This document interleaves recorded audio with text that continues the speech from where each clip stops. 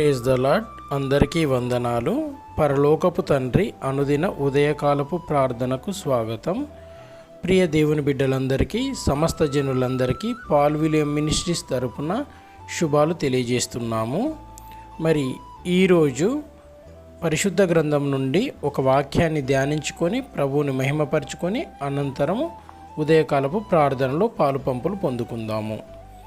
యెషయా గ్రంథము 61వ అధ్యాయము 7వ వచనాన్ని చదువుకుందాము. మీ యవమానమునకు ప్రతిగా రెట్టింపు ఘనత నొందుదురు, నిందకు ప్రతిగా తాము పొందిన భాగమును అనుభవించి వారు సంతోషింతురు. వారు తమ దేశములో రెట్టింపు భాగమునకు కర్తలగుదురు, నిత్యానందము వారికి కలుగును. మరొక మారు చదువుకుందాము. యెషయా గ్రంథము 61వ అధ్యాయము 7వ వచనము. మీ అవమానమునకు ప్రతిగా రెట్టింపు ఘనత నొందుదురు, నిందకు ప్రతిగా తాము పొందిన భాగమును అనుభవించి వారు సంతోషింతురు. వారు తమ దేశంలో రెట్టింపు భాగమునకు కర్తలగుదురు, నిత్యానందము వారికి కలుగును. హల్లెలూయా, హల్లెలూయా. ప్రియ దేవుని బిడ్డలారా, ఇక్కడ మనం ఒక విషయాన్ని గమనించుదాము. సాధారణముగా మనకు అవమానం అనేది ఊరికే కలగదు. 90% మనము ఏదైనా తప్పు చేసినప్పుడు కానీ, ఏదైనా పాపం చేసినప్పుడు కానీ, ఆ తప్పులను పాపాలను ఆధారంగా చేసుకొని 90% మనకు అవమానం అనేది మనం అవమానించబడడం అనేది జరుగుతుంది.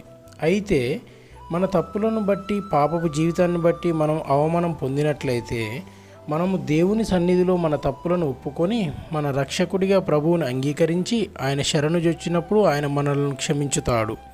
అంత మాత్రమే కాకుండా మన పాపపు జీవితమును బట్టి మనము ఎదుర్కొన్న అవమానాలకు ప్రతిగా రెట్టింపు ఘనతను మనకు కలుగజేస్తానని ప్రభువు వారు దైవజనుని ద్వారా మనకు తెలియజేస్తున్నాడు.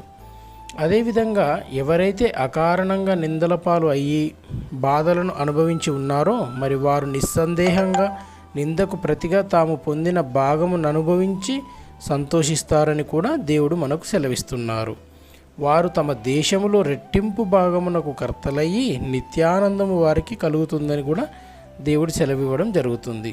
అవును ప్రియ దేవుని బిడ్డలారా, మనము రూతు యొక్క జీవితాన్ని ఒక్కసారి పరిశీలించినట్లయితే మనకు ఈ విషయము అర్థమవుతుంది.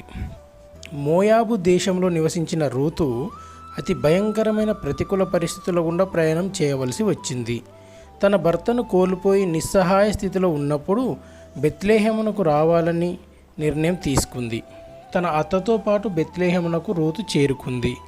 అవమానంతో, అసహనంతో నిస్సహాయ స్థితిలో కృంగి ఉన్న రూతును, తన జీవితంలో అన్నీ కోల్పోయి ఉన్నటువంటి రూతును దేవుని యందు రూతు కలిగి ఉన్నటువంటి భయభక్తి శ్రద్ధలను బట్టి దేవుడు ఆమెను అత్యుత్తమ స్థితిలో ఉంచి ఆశీర్వదించడం జరిగింది. రెట్టింపు ఘనతను రూతుకు దేవుడు కలగజేశాడు.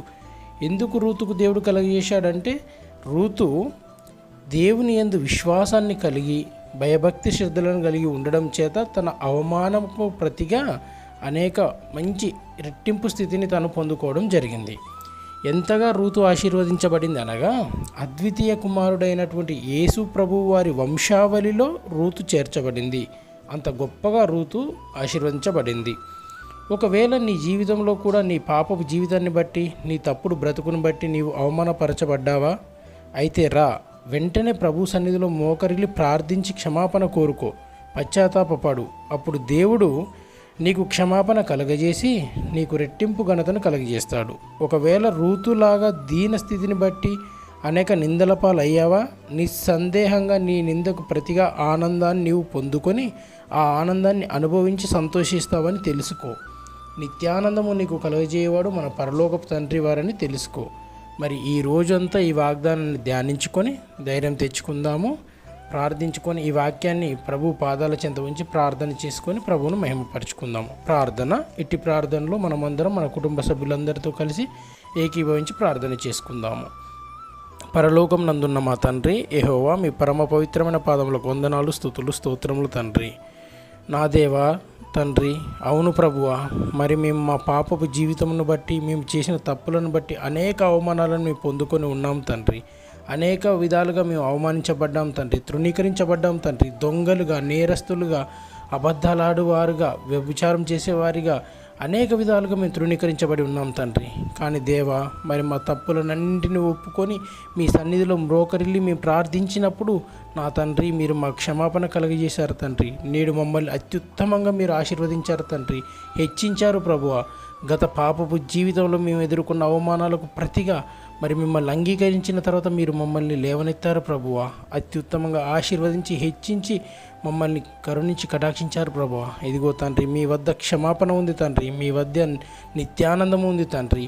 మరి మేము నిందకు ప్రతిగా మరి మాలో తప్పులను చేసి క్షమించబడిన వారిని హెచ్చించారు తండ్రి. అదేవిధంగా ఏ తప్పులు చేయకుండా అకారణంగా మా మీద నిందలు మోపిన వారిని మరి ఆ నిందకు ప్రతిగా కూడా మీరు రెట్టింపుగా మమ్మల్ని హెచ్చించారు తండ్రి. మాకు అద్భుతమైన రీతిలో సంతోషాన్ని కలుగజేశారు ప్రభువా. మరి మీరు నిత్యానందాన్ని మాకు కలుగజేశారు తండ్రి. అకారణంగా నిందల పాలై మేము అనేక అవమానాలు ఎదుర్కొన్న పరిస్థితుల్లో కూడా మమ్మల్ని రక్షించి కాచి కాపాడి భద్రపరిచి మమ్మల్ని లేవనెత్తిన తండ్రి నీవు. కరుణామయుడా, మీకు వందనాలు, స్తుతులు, స్తోత్రములు తండ్రి. మీ కృప, మీ దయ, మీ ఆశీర్వాదం లేకపోతే మరి మేము జీవించలేము తండ్రి, మా మనుగడ కొనసాగించలేము తండ్రి. కనుక దేవా, మీ యందు మేము ఇదే విశ్వాసాన్ని కొనసాగిస్తూ మీ సన్మార్గంలో విజయవంతంగా ముందుకు సాగడానికి కావాల్సినటువంటి శక్తి సామర్థ్యాలను మాకు కలుగజేసి తండ్రి యెహోవా, మరి ఎంతోమంది వ్యక్తులకి, కుటుంబాలకి మేము మాదిరికరంగా ఉంటూ ముందుకు సాగడానికి కావాల్సినటువంటి సకల శక్తి సామర్థ్యాలను మాకు అందించి అట్టి మహిమని, ఘనతని, ప్రభావాలను మీరే పొందుకొనమని యేసు నామంలో అడిగి వేడుకొనిచున్నాను తండ్రి. Amen, amen, amen.